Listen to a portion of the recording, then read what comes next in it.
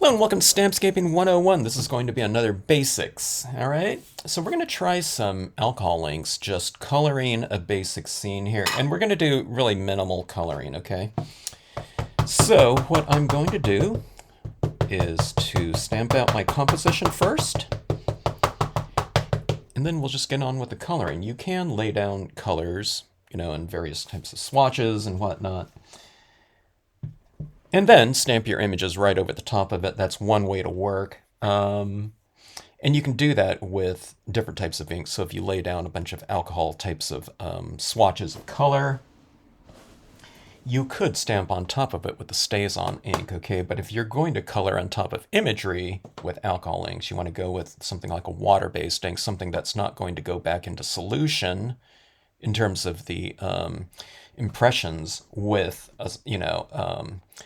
an alcohol type of coloring medium. Okay, so we're getting some good impression quality here. All right, now this is on a matte cardstock, okay? So the matte cardstocks, in terms of really solid imagery, it doesn't stamp out quite as dark as it would on kind of a coated surface, like a glossy, semi-gloss, or a matte coated, clay surface, okay? And cardstocks, even the matte ones, are usually clay coated. The ones for that are made for offset printing, okay? All right, so adding this in like so. All right, so we have our pines and rocks, and I'm going to put my lakeside cove in the background.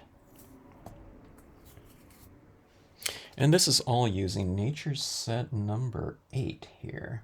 Okay, and we're going to be working some students through this process in the Copictopia retreat, which should be a lot of fun. Okay, now I'm going to put this one. One of the things I did do is when I was inking this up, I didn't ink up this portion right here, or a lot of this line right here. As a matter of fact, I might even wipe some of it off like that. Okay, if you did ink up the whole thing. And I just don't want that hard line right in the base right here, okay?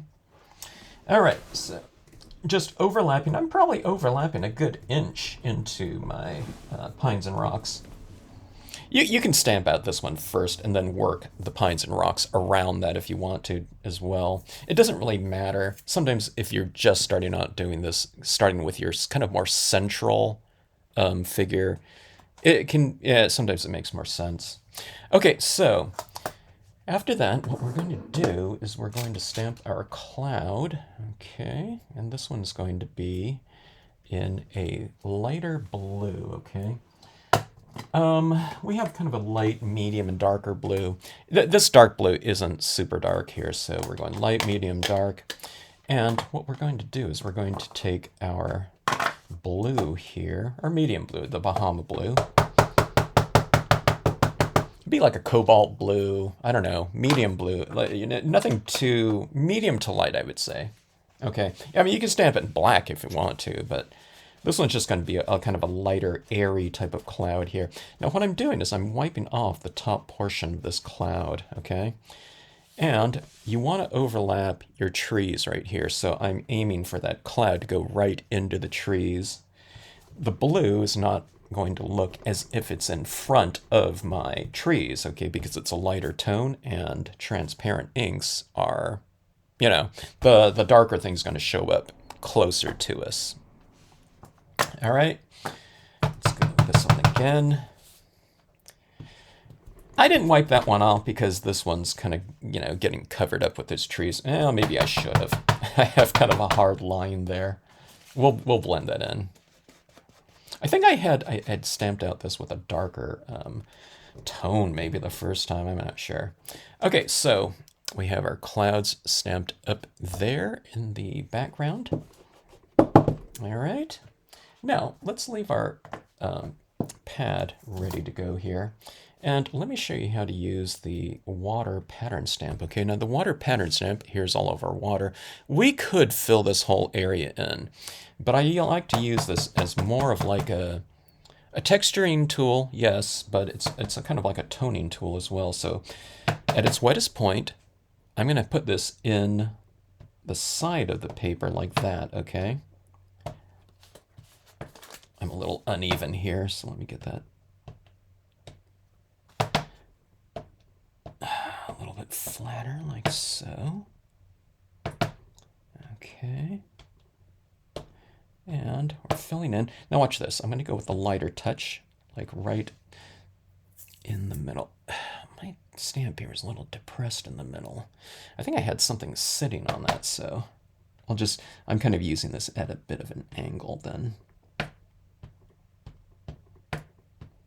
I have a big pile of stuff here on my table here, and my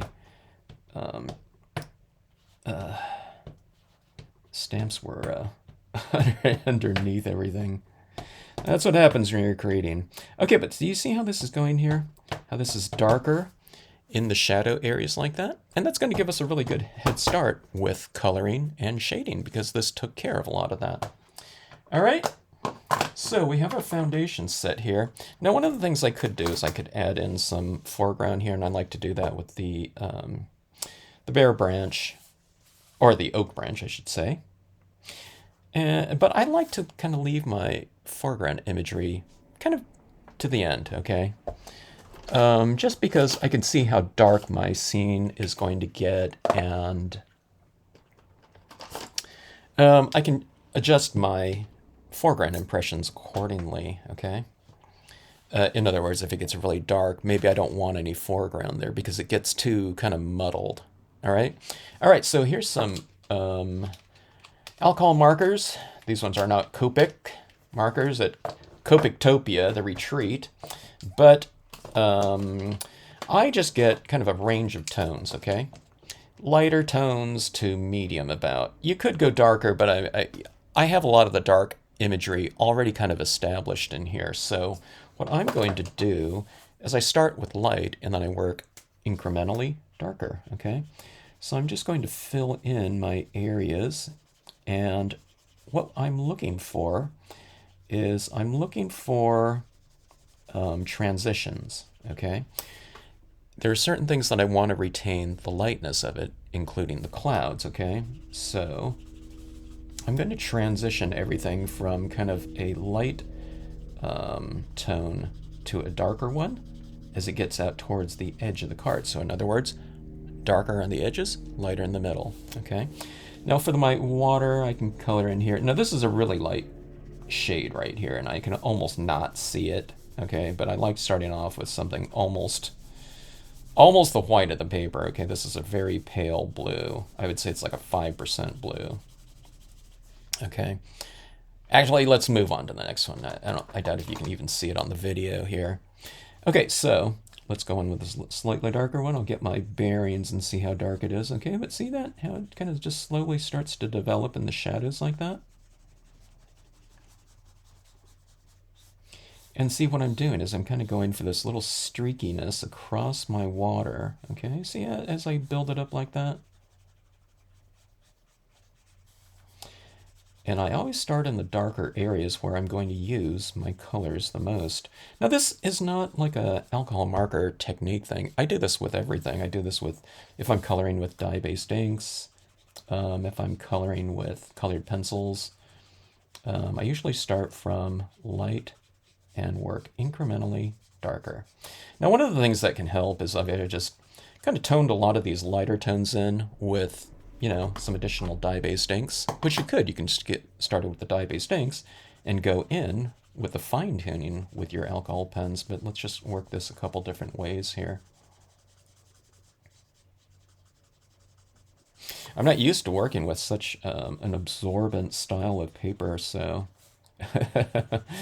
my pens are really getting a workout here. These are not refillables either. Okay, see that's kind of filling in. I'm putting this at the base of my rocks.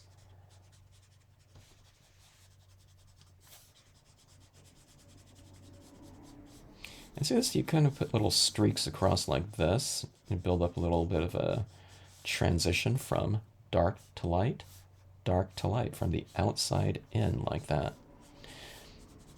Now, a lot of people's kind of inclination would be to just color in this whole area down here uniformly, but it's the lighting in here, it's the retention of the lighter areas that really gives your scene some nice dimension, okay?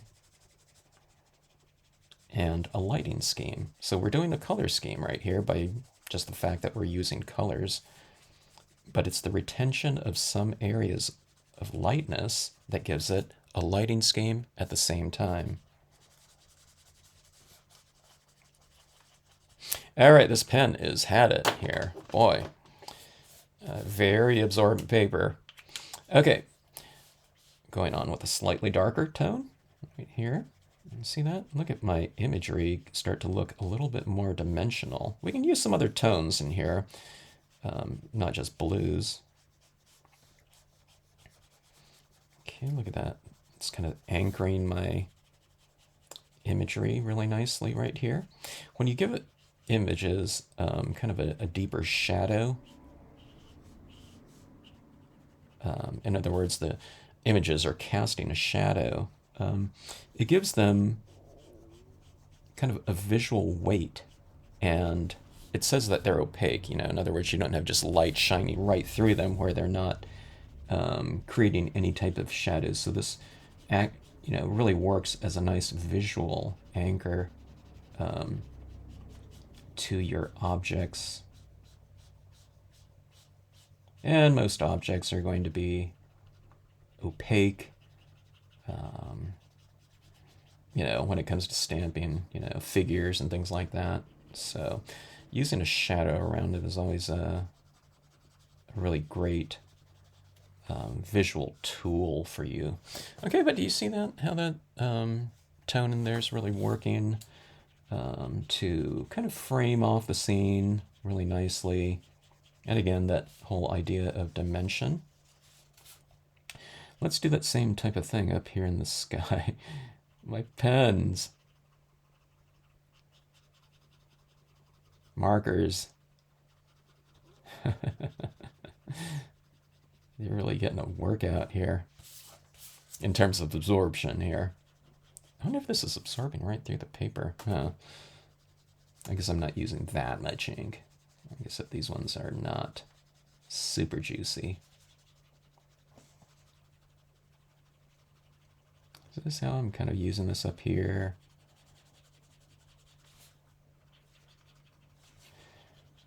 I especially like to hit the four corners. All right. A little bit darker here. Ooh, that one's pretty dark. Stay here in my shadows a little bit first.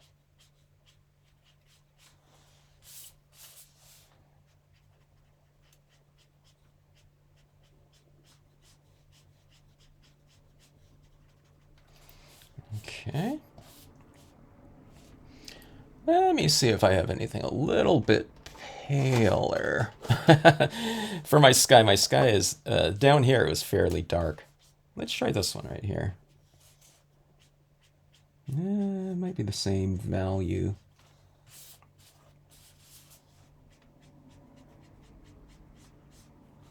Okay.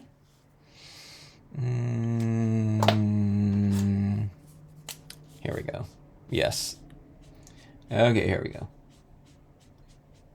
A little bit of a bluish violet tinge.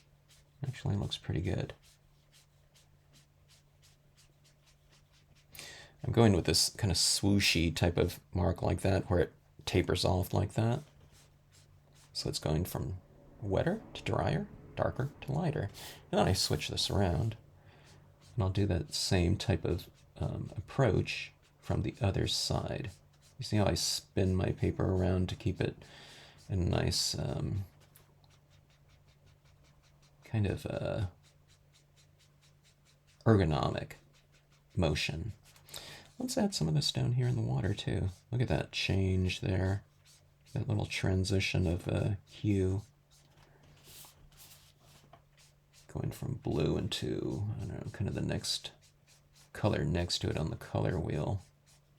Looks more full, doesn't it?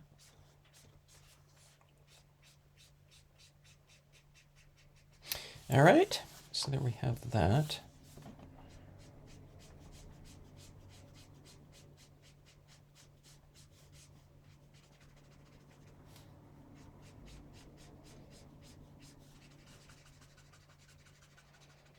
All right. Now, let's take a look. Well, here's that little bit of a darker blue. Since I darkened that up there a little bit, let's go and hit that a little bit more. Let's just go in the little edges right here. I'll try to blend that out just a touch.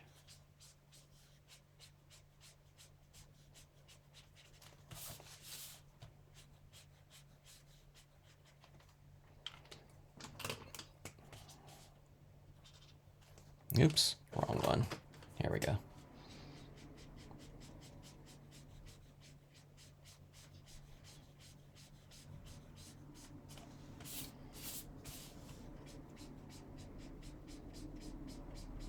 All right, this is my first kind of matte, complete uncoated matte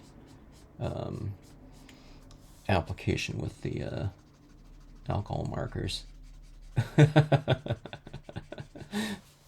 Go easy on me. All right. See, I'm kind of making this a little bit kind of angled here, kind of going out in perspective a little bit. All right, let's try some gray tones on my rocks. Sorry for my reach here. Okay, so a little bit of medium tone gray, and let's leave some of the rock tops illuminated. Okay, so just like our water and clouds, we don't want those to lose their lighting, so we will retain some of the lightness. Where the light already exists, we're just not coloring it all out, okay? Now we can come into it with a really pale version of some color, okay? You can look at your pens. Maybe you want a little bit of a warmer tinge or something like that. That would be good. Okay, that was kind of a 20% gray. This one's more of like maybe a 50% gray. And I'll hit it down more at the base of the rocks. You can kind of hit it here and there. It just kind of looks like I'm doing this, okay? In my rocks, that's kind of the approach here, okay? You can use some of it down in your water as well.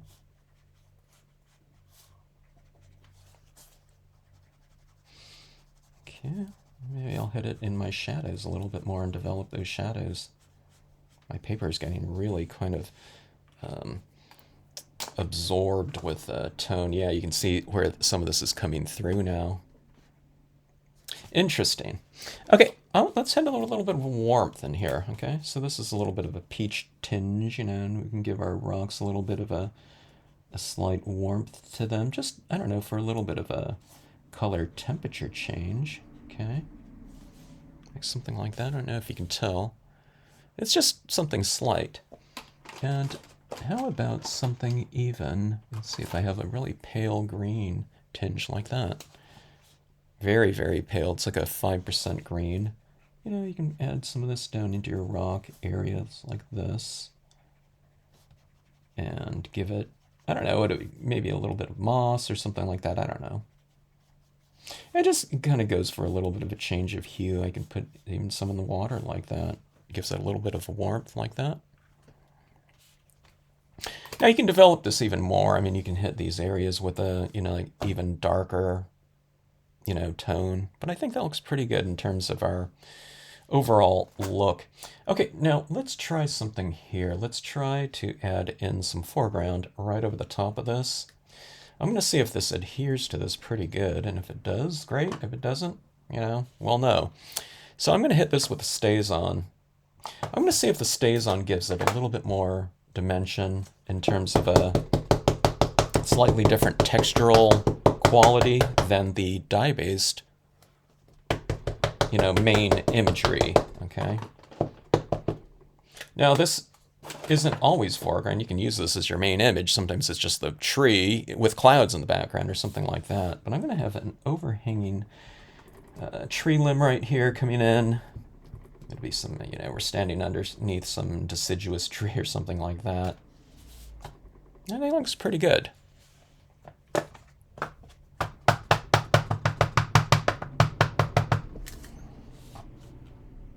Hit it over here. Sometimes, you know, my coloring doesn't come out, I don't know, the way that I want. If you hit, you know, some areas in the foreground with a little bit of overhang like that, you know, it kind of obscures kind of the weaknesses. It pushes depth in terms of distance, you know, and contrast in the scene. And I don't know, it just kind of you know, it finishes our pieces off really nicely. It frames them. Okay. Now, I don't know. I mean, I don't know if this is looking too much different than the dye-based ink impressions, but I don't know. StazOn's a pretty good one to go with, you know, in terms of your foreground. Yeah. Because it'll adhere to just about anything that we've added down there. Okay, so that's just your, you know, your basic alcohol ink types of touches in there. I got a little bit sloppy with my, you know, my water texture because it was, I don't know, I had something stacked on top of it. It depressed the cushion. It'll spring back out though. But okay, so the students in the class should have some Brilliance white here in their kit.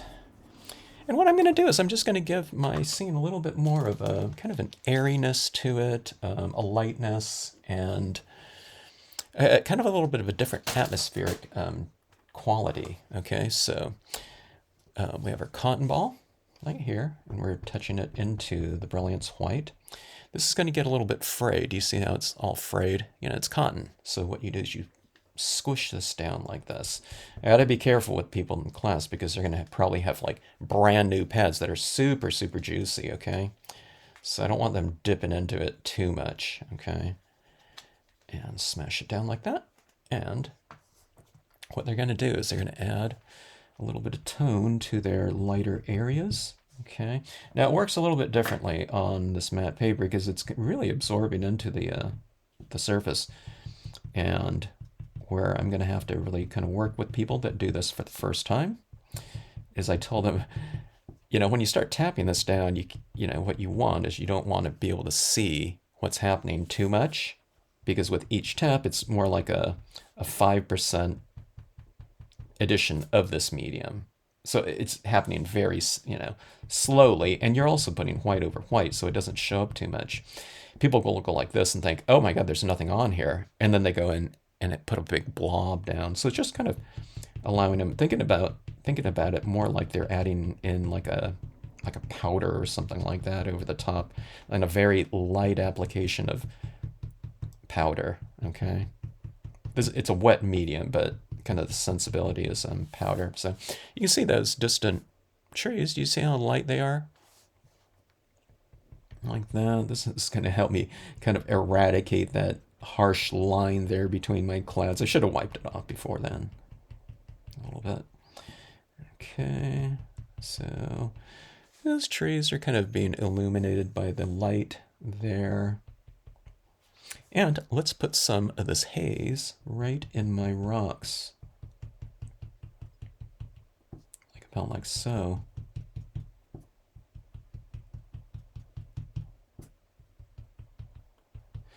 Okay, so I'm putting it right down at the base of the rocks, and let's add some down into our lighter area in here. It'll give it a little bit of a softer light. Like that.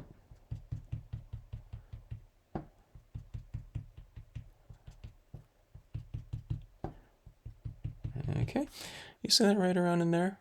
Doesn't it have a different feel to it by kind of expanding the textural range of things? In other words, this is kind of adding this element of softness, and it's a soft light at that.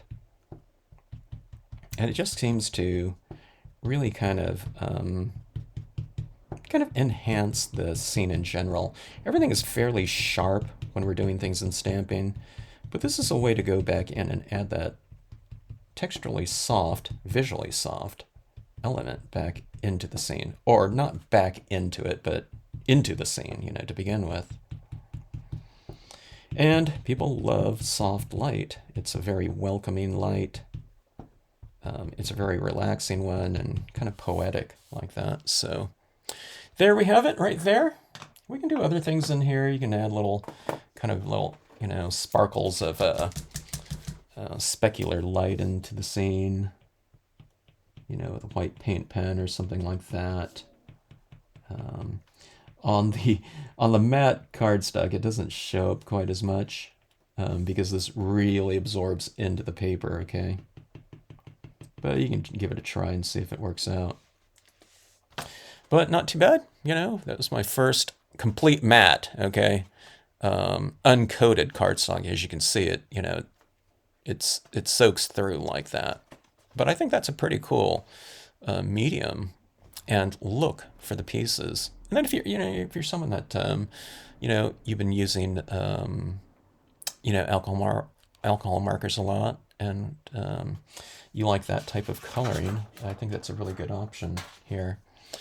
In conjunction with matte paper or coated mattes or coated semi-gloss, glossy, whatever. The glossy is going to retain a lot more of the alcohol on the surface, giving you kind of more of that watercolored look as opposed to kind of a more blended look, you know. But the watercolor look does have its kind of place with pieces. It gives you a little bit more texture.